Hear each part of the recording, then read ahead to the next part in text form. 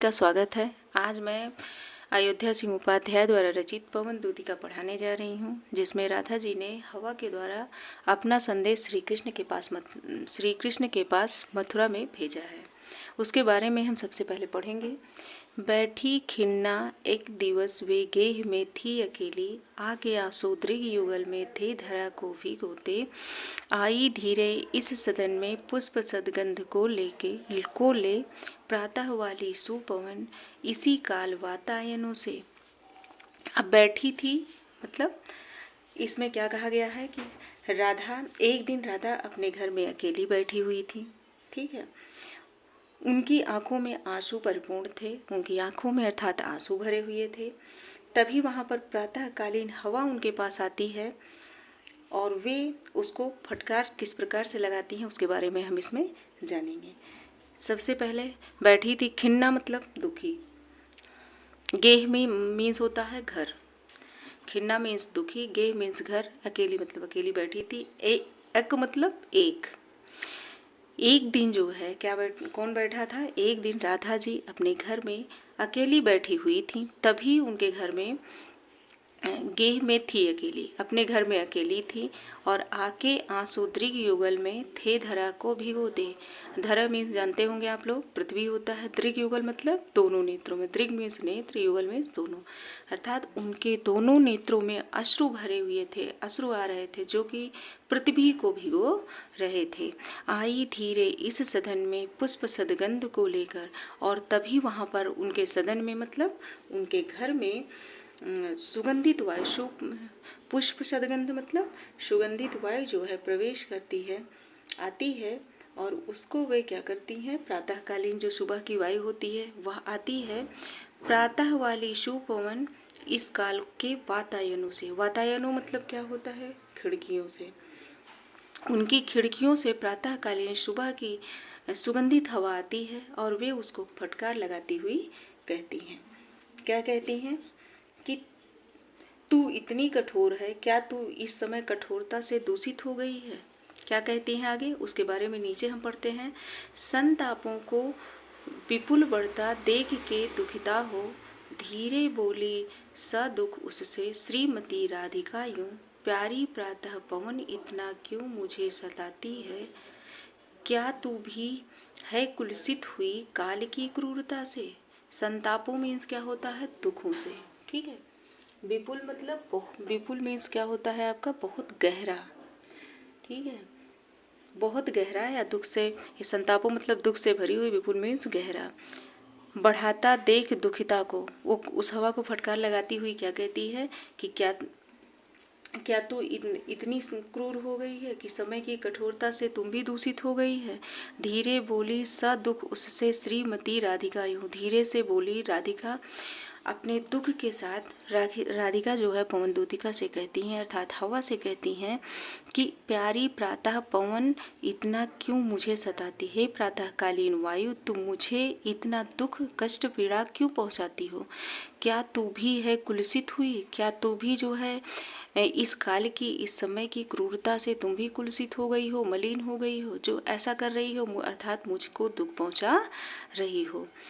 मेरे प्यारे नौ जलद से कंज से नेत्र वाले जाके आए न मधुवन से और न भेजा संदेश। मैं रो रो के प्रिय विरह से बावली हो रही हूँ, जाके मेरे सब दुख कथा श्याम को तो सुना दे।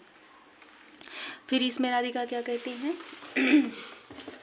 इसमें राधिका कहती हैं कि मेरे प्यारे नौ जलद से, नौ जलद मीन्स क्या होता है? इसमें नवीन मेघ, नौ मीन्स नवीन, जलद मीन्स बादल। ठीक। कंज मीन्स कमल, कंज मीन्स क्या होता है? कमल। नौ मीन्स नया, जलद मतलब बादल, अर्थात मेरे प्यारे नवीन जलद मतलब बादल के समान नेत्रों से, कंज मतलब कमल के समान नेत्रों वाले, ठीक, जाके न आए मधुबन से, अर्थात मेरे कमल के समान नेत्रों वाले श्री कृष्ण, प्यारे मतलब मेरे प्रियतम, नवीन मेघ के समान और कमल के समान नेत्रों वाले मेरे प्रियतम, जाके आए न मधुबन से और न भेजा संदेश, ना तो वो वहाँ से वापस आए और ना ही कोई अपना संदेश भेजा। मधुबन मीन्स होता है मथुरा से, मधुबन मीन्स क्या है, मथुरा से। बावरी मीन्स पागल, ठीक है। मैं रो रो के प्रिय विरह में बावरी हो रही हूँ, जाके मेरी दुख कथा श्याम को तो सुना दे। हे दूतिका, हे पवन दूतिका, तुम मेरे इस मैं रो रो के विरह में, मैं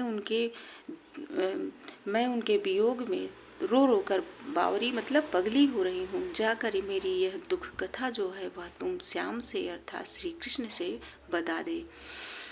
ज्यों ही मेरा भवन तस्तु अल्प आगे बढ़ेगी, शोभा वाली सुखद कितनी मंजू कुंजे मिलेंगी। जैसे ही तू मेरे घर को छोड़कर थोड़ा सा आगे बढ़ेगी, अल्प मतलब थोड़ा आगे बढ़ेगी, वैसे ही तुमको क्या मिलेंगी, शोभा वाली मतलब सुंदर, तुमको सुंदर आकर्षक सुख पहुंचाने वाली क्या मिलेंगी, मंजू कुंजे मिलेंगी, सुंदर सुंदर तुमको गलियां मिलेंगी। कुंजे मतलब गलियाँ। तुमको जैसे ही मेरा घर छोड़कर थोड़ा सा आगे बढ़ोगी, वहाँ पर तुमको सुंदर गलियाँ मिलेंगी। प्यारी छाया मृदुल स्वर से मोह लेंगी तुझे वे, और क्या करेंगी वे अपनी प्यारी प्यारी ध्वनि से तुम्हारे मन को मोहित कर लेंगी। प्यारी छाया मृदुल स्वर से मोह लेंगी वे तुझे, उसकी मंजू कुंजे मिलेंगी। जैसे ही तुम मेरे घर को छोड़कर आगे बढ़ेगी, वैसे सुंदर तुमको गलियां मिलेंगी, और उसके नीचे प्यारी छाया भी मिलेगी, जिसके नीचे मृदुल मतलब मीठे स्वर से मीठी ध्वनि सुनाई देगी, और जो तुम्हारे मन को मोहित करने वाली होगी। तो भी मेरा दुख लख वहाँ न जा विश्राम लेना। तो भी मेरा दुख लख, तो तुम क्या करना, मेरे दुख को देखकर वहाँ पर जरा भी विश्राम मत करना। थोड़ा आगे सरस रव का धाम, सतपुष्पों वाला, अच्छे अच्छे बहुद्रुम लतावान सौंदर्यशाली, प्यारा वृंदा विपिन मन को मुग्धकारी मिलेगा। आना जाना इस विपिन से मुँह मना न होना।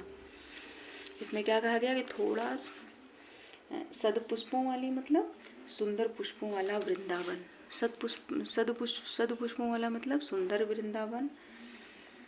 रव मीन्स होता है शब्द, रव मीन्स शब्द, सरस मीन्स होता है मधुर। ठीक, अब इसमें क्या कहा गया कि थोड़ा जैसे ही आगे बढ़ोगी, वैसे तुमको क्या सुनाई देगा, सरस मतलब मधुर, रव मतलब ध्वनि या शब्द। वैसे जैसे ही तुम थोड़ा आगे बढ़ोगी, वैसे ही तुमको सुंदर ध्वनि सुनाई देगी, सुंदर शब्द सुनाई देंगे। का धाम सद रत्नों वाला, धाम मतलब इसमें स्थान, सुंदर सद रत्नों मतलब सुंदर पुष्पों वाला, वहाँ पर तुमको उसके सामने सुंदर स्थान मिलेगा, जो कि जिसका नाम सुंदर पुष्पों से युक्त होगा, और वह वृंदावन के नाम से होगा, अर्थात सुंदर पुष्पों से युक्त वृंदावन होगा। थोड़ा आगे सरस रव का धाम सद रत्नों वाला। जैसे ही तुम थोड़ा आगे बढ़ोगी, वैसे ही मधुर शब्द से युक्त स्थान जो सुंदर पुष्पों से युक्त है, अर्थात वृंदावन, वहाँ पर तुमको मिलेगा। अच्छे अच्छे बहुद्रुम लतावान सौंदर्यशाली, और उसमें अच्छे अच्छे बहुत सारी द्रुम मीन्स होता है वृक्ष, बहुत सारे सुंदर सुंदर वृक्ष, लतावान मतलब लताएं, जो सौंदर्य से युक्त हैं। प्यारा वृंदा विपिन मन को मुग्धकारी मिलेगा, और जो प्यारा वृंदावन है, विपिन मीन्स वन होता है, वृंदा मतलब वृंदावन जो मन को मोहित करने वाला मिलेगा। आना जाना इस विपिन से मुँह मना न होना। तुम उस वृंदावन के बीच से आना और जाना, उस विपिन मीन्स जंगल, उस वृंदावन के जंगल से आना और जाना, लेकिन मोह मना मतलब मोहित मत होना, लेकिन उस पर मुग्ध मत होना या मोहित न होना। जाते जाते अगर पथ में क्लांत कोई दिखावे, तो जाके सन्निकट उसकी क्लांतियों को मिटाना। धीरे धीरे परस करके गात उत्ताप खोना, सदगंधों से श्रमित जन को हर्षितों सा बनाना। जाते जाते अगर तुमको रास्ते में, पथ में, रास्ते में क्लांत मतलब दुखी, हे पवन, यदि तुम्हें रास्ते में जाते समय कोई राही थका हुआ दिखाई दे तो जाकर सन्निकट मतलब उसके पास जाकर उसके क्लांतियों मतलब दुखों को मिटाना। तो हे पवन, तुम अगर रास्ते में तुमको कोई राही दुखी या फिर थका हुआ दिखाई दे तो उसके सन्निकट जाकर, उसके पास जाकर उसके क्लांतियों मतलब दुखों को मिटाना। धीरे धीरे परस करके गात उत्तास खोना, और धीरे धीरे उसको स्पर्श करके उसके उत्ताप मतलब गर्मी को दूर कर देना। गात मतलब शरीर, उस धीरे धीरे उसके पास जाकर उसको परश मतलब स्पर्श करके, धीरे धीरे उसको स्पर्श करके, गात मीन शरीर, उत्ताप मतलब गर्मी, उसके शरीर की गर्मी को दूर कर देना। सदगंधों से श्रमित जन को हर्षितों सा बनाना। सदगंधों मतलब सुगंध से युक्त, श्रमित मतलब थके हुए।